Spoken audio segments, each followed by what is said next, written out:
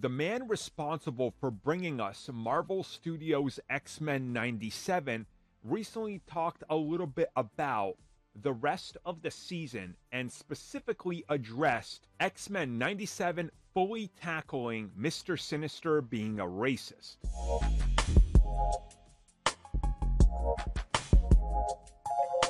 Surprise! In case you didn't know this, in case you've never learned anything about Mr. Sinister, and I get why many people wouldn't have because he's never been in a film, so there was never an incentive.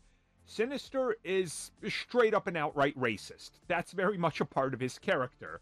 And it's something that separates him from some of the other villains that the X-Men fight. Well, the man responsible for bringing us X-Men 97 recently was asked if they're going to talk a little bit about this since they're tackling other issues and specifically tackling the whole story that's from the comics of how Mr. Sinister is racist. And if you've looked at the comics, you know there's quotes and dialogues you can pull out of there, and yeah, it's all there.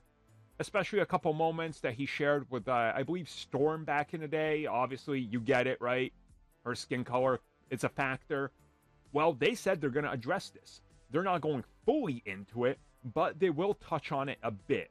Which makes sense because that's exactly what X-Men 97 has been doing. You know, they're touching upon these elements, but they're not making everything about it. It's like, oh, we know exactly where Magneto stands with this issue, where this character stands with that.